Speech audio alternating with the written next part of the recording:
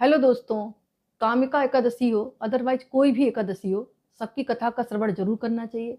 कथाओं में मतभेद होता है और अलग अलग राज्य के आधार पर अलग अलग कथा हो सकती है, और मुझे जो भी अच्छी लगती है मैं आपके साथ शेयर कर देती हूँ। पहली बात तो ये।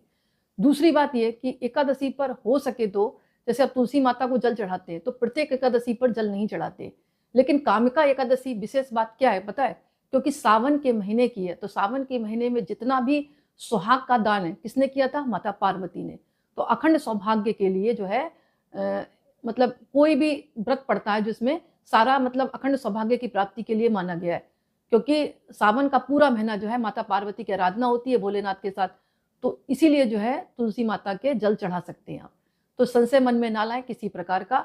बाकी अन्य एकादशी पर जल नहीं चढ़ा सकते, क्योंकि कहा जाता है कि तुलसी माता व्रत रखती है। बात क्लियर हो गई होगी आपको। पूजा कर सकते हैं आप, सिंदूर चढ़ा सकते हैं, दिया प्रज्वलित कर सकते हैं, धागा बांध सकते हैं, लेकिन जल नहीं चढ़ाना चाहिए। दूर से आप उनका भोग लगा सकते हैं, क्योंकि माता तुलसी इस दिन व्रत रखती हैं।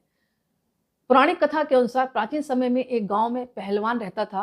वह दिल का बेहद अच्छा इंसान था, लेकिन उसका स्वभाव बहुत क्रोध करने वाला था। इसलिए उसकी कभी कभी किसी से बहस हो जाती थी। एक बार उसने ब्राह्मण से झगड़ा कर लिया। वह सामने वाले पर इतना क्रोधित हो गया कि उसने ब्राह्मण की हत्या कर दी, जिसकी वजह से पहलवान पर ब्राह्मण हत्या का दोष लगा। इस दोष से बचाव और पश्चाताप के लिए उसने अंतिम संस्कार में शामिल हुआ, लेकिन पंडितों ने पहलवान को भगा दिया। इसके बाद पंडितों ने ब्राह्मण की हत्या का दोषी मानकर पहलवान का सामाजिक बहिष्कार कर दिया। साथ ही ब्राह्मणों ने पहलवान के घर सभी तरह के धार्मिक कार्य करने से इनकार कर दिया। इसके बाद पहलवान बेहद परेशान हुआ, दुखी रहने लगा। उसने एक साधु से पूछा कि वह कैसे ब्राह्मण की हत्या से इस दोष से मुक्त हो। ऐसे में साधु ने सावन माह में पड़ने वाली कामका एकादशी व्रत करने की सलाह दी।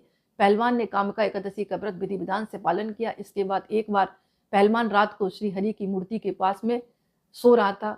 उसे नींद में भगवान विष्णु के दर्शन हुए और उसने सपने में देखा कि भगवान विष्णु उसे ब्राह्मण हत्या के दोष से मुक्त कर रहे हैं। तभी से कहा जाता है कि कामका एकादशी का व्रत जो करता है तो अनजाने में किए गए पाप जो हैं वो खत्म होते हैं, और साधक के जीवन में मतलब ब्रह्म तत्व की प्राप्ति होती है और आनंद की ओर वह अक्सर होता है। और तभी से कहा जाता है कि कामका एकादशी व्रत की शुरुआत हुई। कथाओं में मतभेद होता है, मैंने पहले ही बोल दिया, अलग अलग कथा हो सकती है, लेकिन आप सस्पेंस ना करें।